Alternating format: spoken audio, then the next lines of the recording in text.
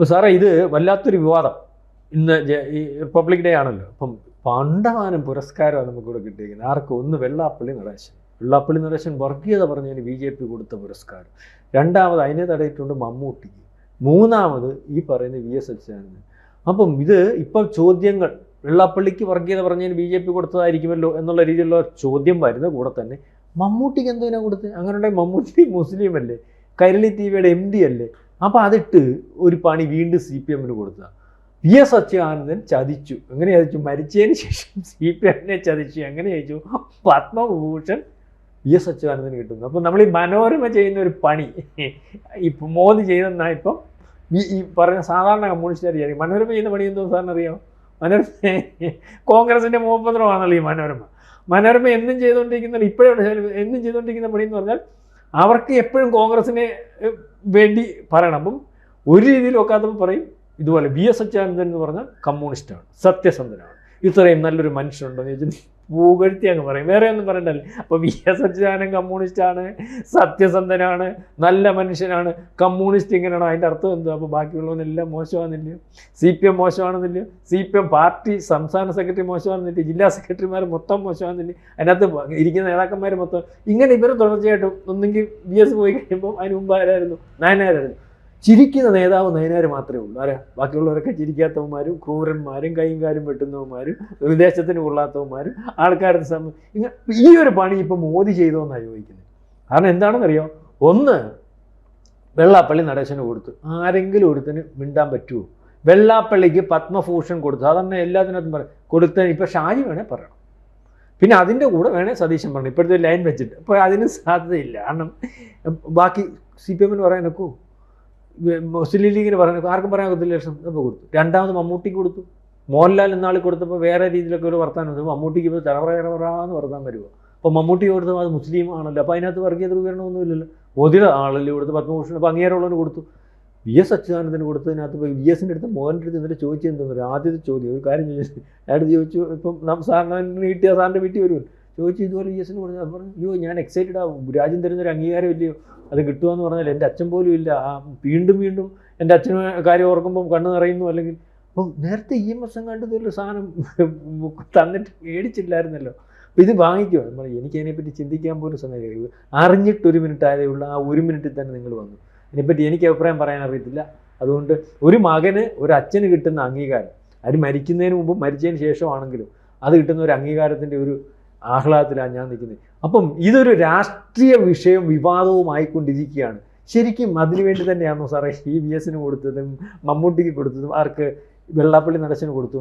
അവർ അർഹതപ്പെട്ടവരായിട്ടല്ലേ? അല്ലേ ഞാൻ പറയുന്നത്, BJP ചെയ്യുന്ന എല്ലാ പ്രവർത്തനങ്ങളിലും രാഷ്ട്രീയത്തിൻ്റെ ഒരു കൈമുദ്രയുണ്ടാവും. കാരണം അവർ വെറുതെ ഭരിക്കാനല്ല ഭരണം ഏറ്റെടുത്ത്. അവരുടെ ഐഡിയോളജി, അവരുടെ പ്രത്യയശാസ്ത്രം, അവരുടെ കാഴ്ചപ്പാടുകൾ, അവരുടെ സാംസ്കാരിക രൂപീകരണ പ്രക്രിയ, അവരുടെ ഹിന്ദുത്വ രാഷ്ട്രീയം, ഇതെല്ലാം എങ്ങനെ നമ്മുടെ രാജ്യത്ത് അടിയുറപ്പിച്ചെടുക്കാനായിട്ട് കഴിയും എന്ന് ചിന്തിച്ച് മാത്രം നടത്തുന്ന പ്രവർത്തനമാണ്. അവർക്കാണല്ലോ BJP-ക്കാർക്ക് കൊടുക്കാൻ വരുന്നില്ലേ? അവരെ കൊടുത്തില്ല. പകരം മമ്മൂട്ടിക്ക് അത് കൊടുത്തത് മോഹൻലാലിന് കൊടുക്കാത്തതിനെക്കുറിച്ചുള്ള പരാതികൾ ഉയർന്ന ഘട്ടത്തിലായിരുന്നു. മാത്രം ഇവർ ഇതിൻ്റെയൊക്കെ ഒരു വലിയ തകരാറെന്താണെന്ന് വെച്ചാൽ, നമ്മുടെ സമൂഹം മോഹൻലാലിനെ മഹാനായിട്ടുള്ളൊരു നടൻ എന്ന നിലയ്ക്ക് കാണുന്നതിന് പകരം ഹിന്ദുവായ നടനായി കാണും. മമ്മൂട്ടിയെ മഹാനായിട്ടുള്ള നടൻ എന്നതിന് പകരമായിട്ട് മുസ്ലിമായ നടൻ എന്ന നിലയ്ക്ക് കാണും. ഇത് ഇങ്ങനെ ആളുകളെ കൊണ്ട് ചിന്തിപ്പിക്കുന്നു എന്നുള്ളതാണ് നമ്മുടെ പുതിയ കാല രാഷ്ട്രീയത്തിൻ്റെ ഏറ്റവും വലിയ തകരാറ്. VS അച്യുതാനന്ദന് അങ്ങനെ ഒരു അവാർഡ് കൊടുക്കുമ്പോൾ തീർച്ചയായിട്ടും BJP-ക്ക് പലതരം കാഴ്ചപ്പാടുകളുണ്ടാവും. ഒന്ന് നമുക്കറിയാം, ഒരുപാട് കാലമായിട്ട് CPM-നകത്ത് നിൽക്കുന്ന ഒരു വിഭാഗീയതയുടെ ചിത്രമുണ്ടല്ലോ. പിണറായി വിജയനും VS ഗ്രൂപ്പ്, പിണറായി ഗ്രൂപ്പ്. അപ്പോൾ VS-നെ അംഗീകരിച്ചു കഴിഞ്ഞാൽ അതിൻ്റെ അർത്ഥം പിണറായിയെ അംഗീകരിക്കാതിരിക്കുക അല്ലേ? അങ്ങനെ വായിക്കും ആൾക്കാർ, അങ്ങനെ വായിച്ചോട്ടെ എന്നവർ ഉദ്ദേശിക്കുന്നുണ്ടാവും. വെള്ളാപ്പള്ളി നടേശൻ ഈ അടുത്തിടെ പ്രശസ്തനായി തീർന്ന അല്ലെങ്കിൽ കുപ്രശസ്തനായി തീർന്നത് അദ്ദേഹത്തിൻ്റെ വർഗീയ പ്രസ്താവനകളിലൂടെയാണ്. ആ വർഗീയ പ്രസ്താവന നടത്തിയ വെള്ളാപ്പള്ളി നടേശന് കേന്ദ്ര ഗവൺമെൻറ് ഇതുവരെ വലിയൊരു അംഗീകാരം കൊടുക്കും. അതിനും അവർക്ക് കൃത്യമായിട്ടുള്ള അജണ്ടകളുണ്ട്. അപ്പോൾ എന്നോട് തന്നെ ചോദിക്കാം, എന്താണ് വെള്ളാപ്പള്ളി നടേശന് ഈ അവാർഡ് കൊടുത്ത ഒരു കുഴപ്പമില്ല. കുഴപ്പം ഉണ്ടാകുന്നു എന്ന് നമ്മൾ വ്യാഖ്യാനിക്കുന്നത് ഈ തരം പരാമർശങ്ങളുടെ പുറത്താണ്. അത് കൊടുക്കാതിരുന്നാൽ കേരളത്തിലെ ഈഴവരെ നിങ്ങളെന്താണ് അംഗീകരിക്കാത്തതെന്ന് ചോദ്യം വരെ പറയും. ചോദ്യങ്ങളാണ് ഇങ്ങനെ. അത് ചെയ്താൽ കുറ്റം, ഇത് ചെയ്താൽ കുറ്റം, അത് ചെയ്തില്ലെങ്കിൽ കുറ്റം, ഇങ്ങനെയൊക്കെ ഒരുപാട് പ്രശ്നങ്ങളുണ്ട്. ഇതെല്ലാം എല്ലാ രാഷ്ട്രീയ പാർട്ടികൾക്കും അറിയാം. അപ്പം അവരവരുടെ താല്പര്യങ്ങൾ സംരക്ഷിക്കുന്നതിന് ഉതകുന്ന തരത്തിലുള്ള തീരുമാനങ്ങൾ എടുക്കും.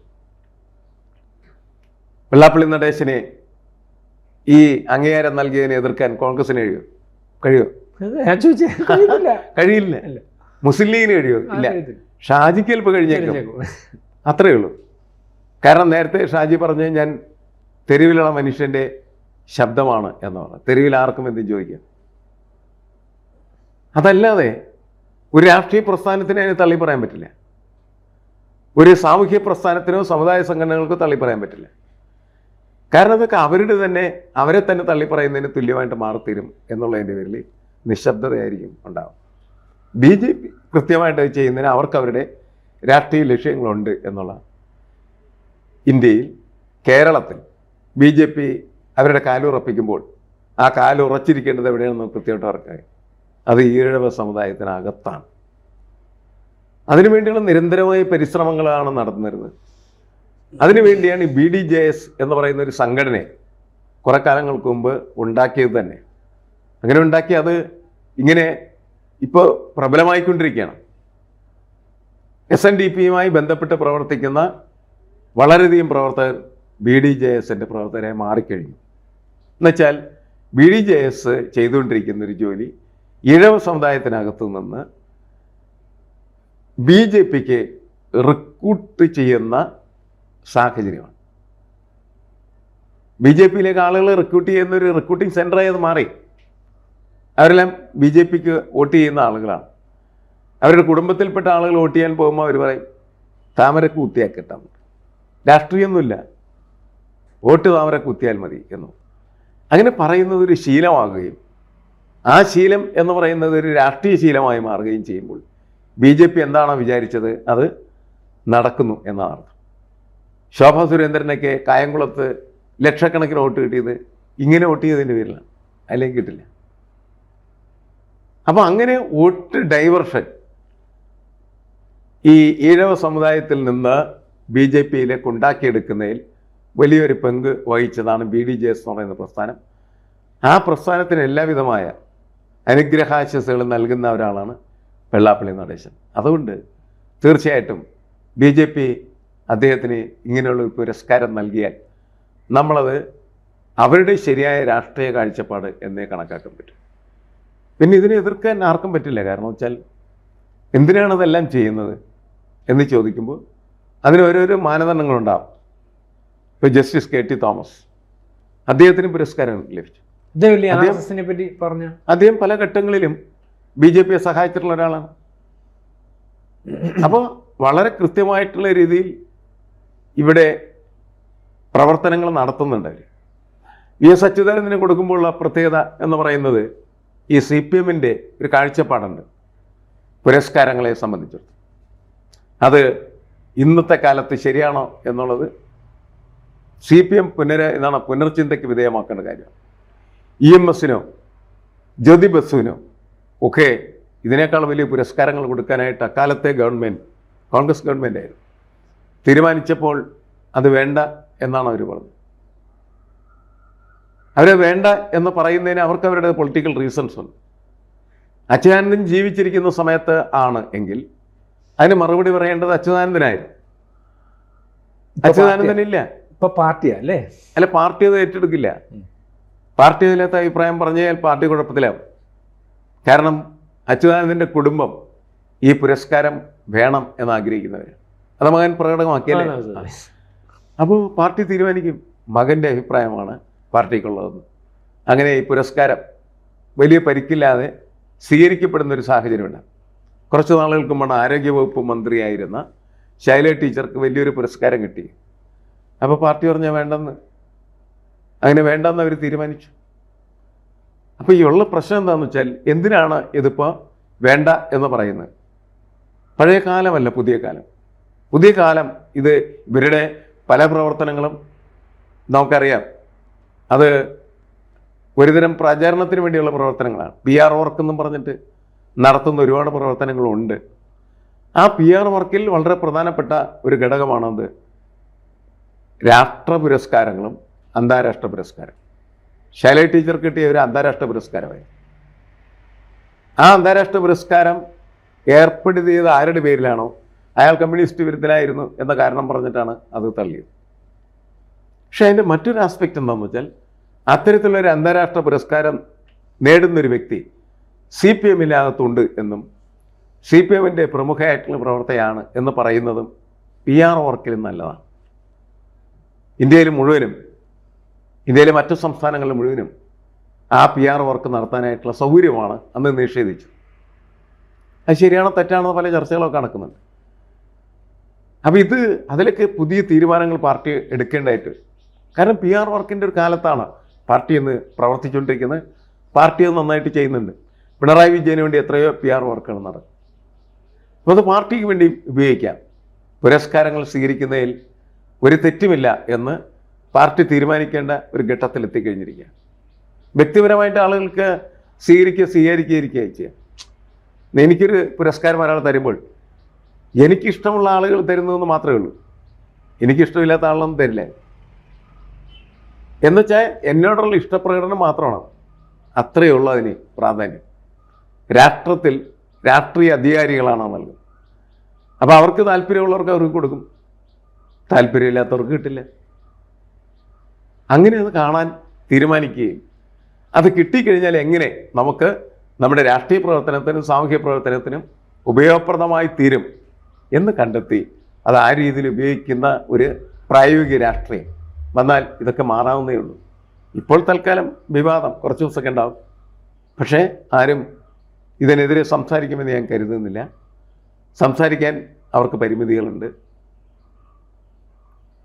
ഒരു രാഷ്ട്രീയ നേതൃത്വവും അല്ലെങ്കിൽ മത നേതൃത്വവും വെള്ളാപ്പള്ളി നടേശനെ ഈ പുരസ്കാരം കൊടുത്തത് വർഗീയതയുടെ, വെറുപ്പിൻ്റെ പാചകശാല തുറന്നതിൻ്റെ പേരിലാണോ എന്ന് ചോദിക്കാനുള്ള ധൈര്യം കാണിക്കില്ലായിരുന്നു. കാരണം അത് ഈ അടുത്ത കാലത്തുണ്ടായ ചില സംഭവങ്ങൾ മാത്രമാണ്. അദ്ദേഹത്തിൻ്റെ ഇക്കാലം വരെയുള്ളതായിട്ടുള്ള ജീവിതവും അതുപോലെ SNDP ആയിട്ട് ബന്ധപ്പെട്ട് ഈ 30 വർഷക്കാലത്തേക്ക് അദ്ദേഹം നടത്തിയ പ്രവർത്തനങ്ങൾ, അവരുടെ സംഘടനാപരമായ പ്രവർത്തനങ്ങൾ, അതിനോട് യോജിപ്പുള്ളവരും വിയോജിപ്പുള്ളവരൊക്കെ ഉണ്ടാകും. പക്ഷേ സർക്കാർ പറയുന്നത് ഇത് കണ്ടിട്ടാണ് അതിനെ ഞങ്ങൾ പുരസ്കാര ലബ്ധിയിലേക്ക് എത്തിച്ചേർന്നത്. സർക്കാരിൻ്റെ കാഴ്ചപ്പാടാണ്. നമുക്ക് അതിനോട് യോജിക്കുകയോ വിയോജിക്കുകയൊക്കെ ചെയ്യാം. പക്ഷേ ഇങ്ങനെ ഉള്ള ഏത് പുരസ്കാരം കിട്ടിയാലും, ഇപ്പോൾ നോബൽ സമ്മാനത്തിൻ്റെ കാര്യത്തിലൊക്കെ അങ്ങനെ വലിയ പ്രശ്നങ്ങൾ ഉണ്ടാവാറില്ല എന്നുള്ള, ബാക്കിയുള്ള മറ്റ് പുരസ്കാരങ്ങൾ ഇങ്ങനെ താഴോട്ട് വരുമ്പോൾ അതിൽ വിവാദങ്ങൾ കൂടാനുള്ള സാധ്യതകൾ കൂടിക്കൊണ്ടിരിക്കും.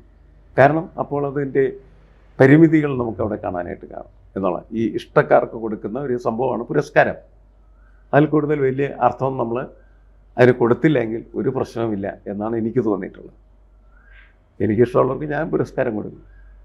BJP സർക്കാരിന് ഇഷ്ടമുള്ളവർക്ക് കൊടുക്കുന്നു. നമ്മളതിനെ കാണുക.